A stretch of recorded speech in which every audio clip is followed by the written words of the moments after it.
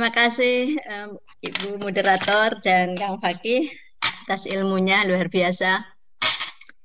Eh, ada permasalahan yang ingin saya sampaikan. Memang ketika mengkaji semacam ini, hadis yang senada dengan ini, kalau disampaikan oleh kaum perempuan itu tidak menarik dan bahkan dianggap ada kepentingan-kepentingan di balik itu yang dominan seperti itu. Ketika disampaikan oleh Pak Yai, Kang Fakih, dan lain-lain, yang Kang Husen juga itu memang akan lain, nuansanya akan lain, dan dampaknya saya yakin akan lain juga, karena yang menyampaikan bukan perempuan. Ada ketika kami itu berdiskusi dengan beberapa orang, termasuk mahasiswa, itu kan pemahaman dari Ibu atau yang sesuai dengan pandangan Ibu, termasuk Kang Fakih yang memang punya metode mubadalah. Namun sebenarnya kan baik Al-Quran maupun hadis itu sah-sah saja kita dipahami baik secara tekstual maupun secara kontekstual. Dan itu sudah ada sunnahnya ketika ada utusan oleh Nabi itu ketika tentang sholat asyar itu kan kemudian memang sama-sama diterima oleh Nabi, baik itu secara tekstual maupun kontekstual.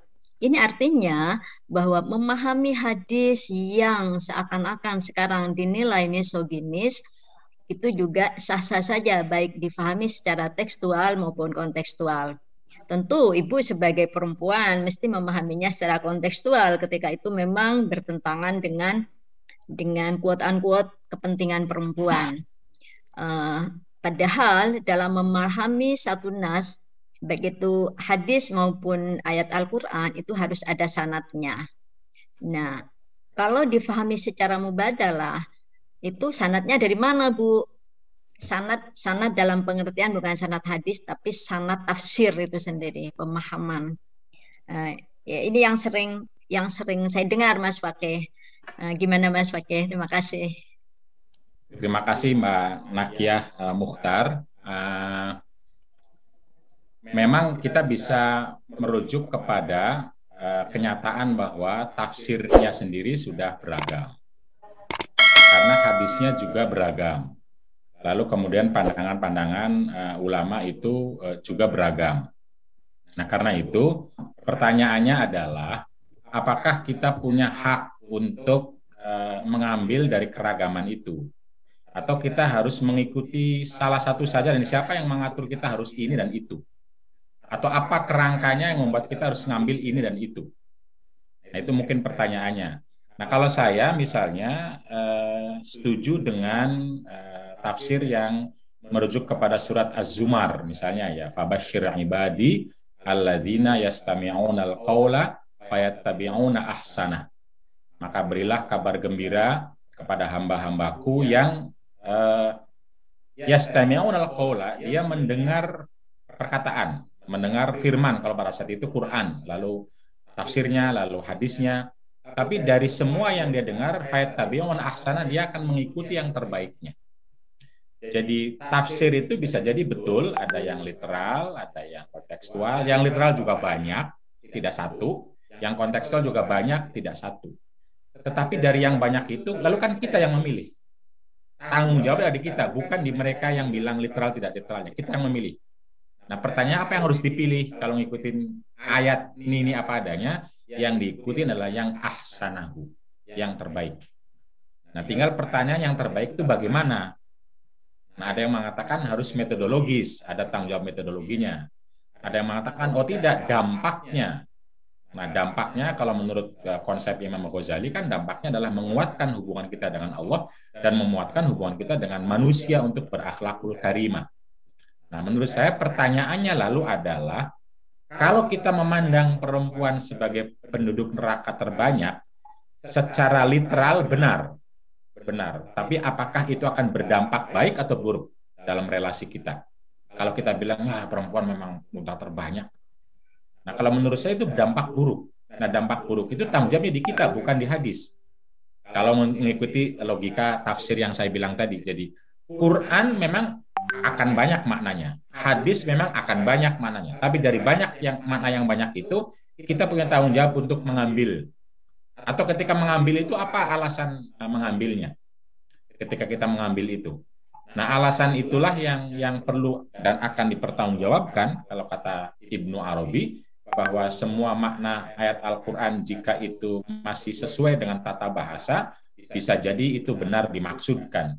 Tetapi ketika Anda ambil salah satu, Andalah yang bertanggung jawab apa dampak dari mengambil makna tersebut.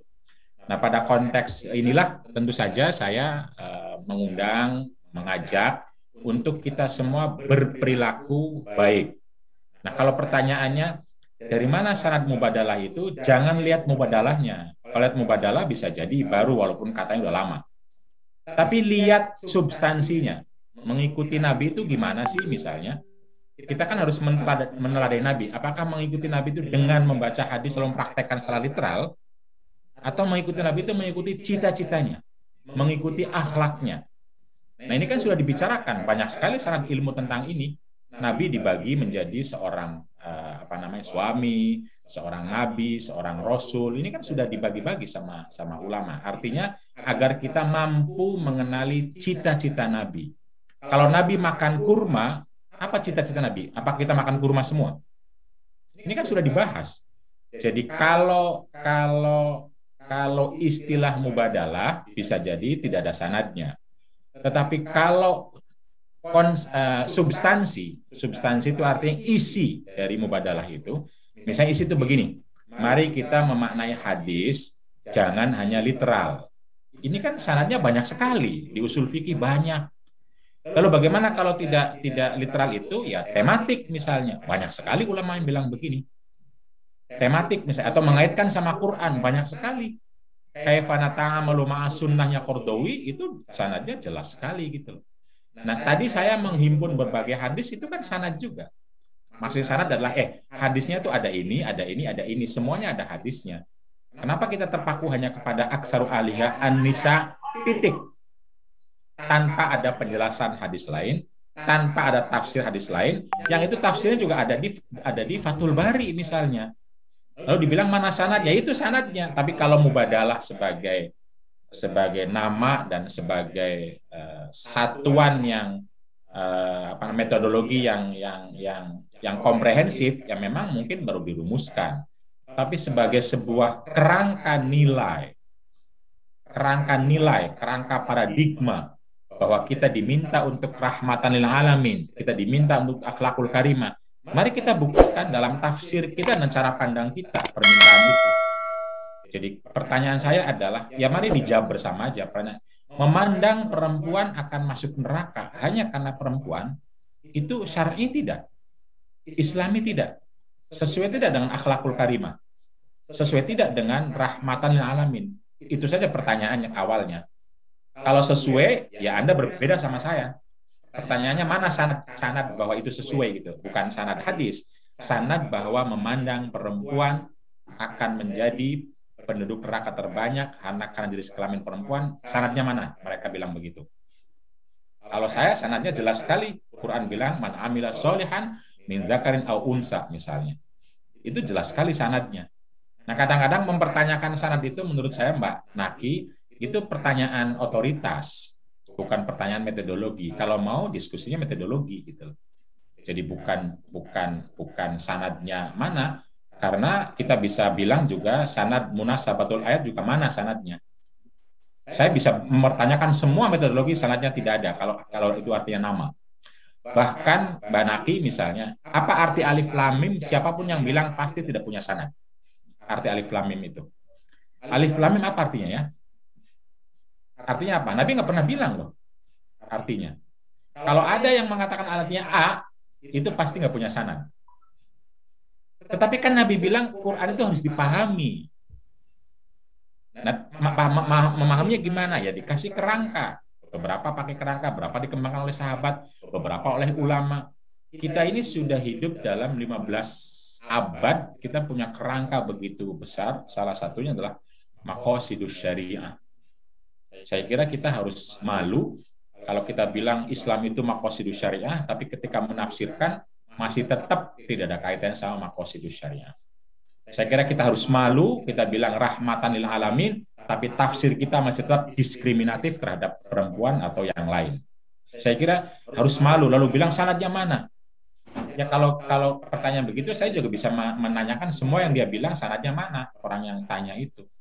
Bisa begitu, tapi menurut saya kita tidak perlu itu. Yang kita perlukan adalah mari kita bersama-sama memastikan bahwa keislaman kita, tafsir kita, dan lain-lain itu sesuai dengan paradigma, visi, dan cita-cita besar Islam yang itu maklumun minad dini bid-darurah. Semua orang tahu. Rahmatan lil alamin, itu semua orang tahu. Tapi terjemahannya apa? Itu ada di kita. Cara pandang kita, perilaku kita, gitu. Cara pandang kita, apakah betul sudah rahmatan lil alamin? Jadi persoalan sanad itu adalah persoalan otoritas pada akhirnya. Otoritas artinya ingin menjatuhkan otoritas, tetapi tidak ingin diskusi gitu loh. Kalau ingin diskusi ya harusnya kontennya misalnya, kalaupun nama bagi saya nama mubadalah itu nggak penting. Dihapus silahkan, nggak masalah sama sekali karena itu bukan dari Allah, bukan dari Rasulnya, silahkan diganti besok jadi apapun silahkan. Dan saya setuju saja diganti apapun nama itu, dan itu kan nama hanya untuk memudahkan. Kalau pada akhirnya menyulitkan, ya mari kita ganti. Nah, sama kayak nama istilah ijma, istilah qiyas, lalu berkembang ke yang lain, ada istislah, ada istihsan, itu tidak begitu penting nama itu, tapi yang penting adalah substansinya. Nah, substansi dari mubadalah itu kan misalnya mengajak kepada kebaikan itu harus dirasakan dan dilakukan oleh laki-laki dan perempuan. Begitupun keburukan itu harus dihindari dan tidak boleh diterima oleh laki-laki maupun perempuan.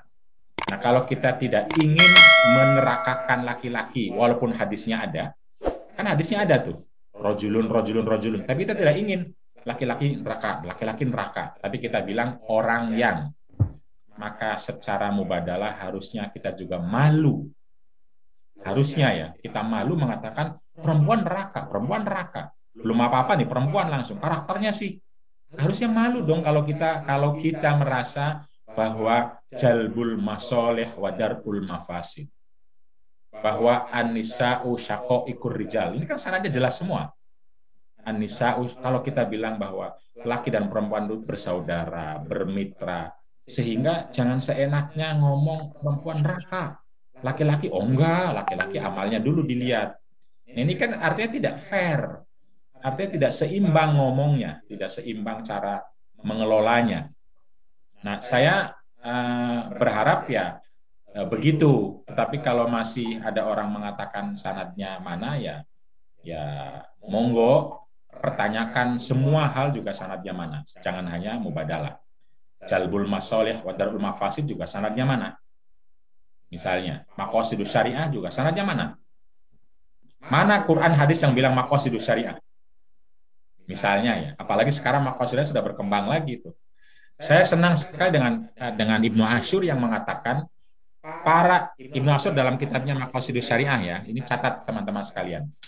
Orang-orang yang merujuk kepada Maqasidus Syariah harus sadar bahwa ayat tentang itu ternyata turunnya untuk perempuan. Ketika bayat itu, la yusyrikna billah wa la yazdina wa la yaqtulna wa la yasrikna, semua prinsip-prinsip Maqasidus Syariah hanya ada pada ayat perempuan. Itu kata Ibnu Ashur. Saya sangat hormat sama Ibnu Ashur. Lalu sadar, ya Allah, ternyata prinsip Maqasidus Syariah pun turunnya melalui ayat yang menggunakan kalimat atau kata perempuan. Itu yang semua hifdzud din, la yusyrikna, hifdzun nafas, la yaqtulna, hifdzul mal, la yasrikna. Itu kesepakatan baiat Nabi Muhammad dengan perempuan yang kemudian memunculkan Maqasidus Syariah.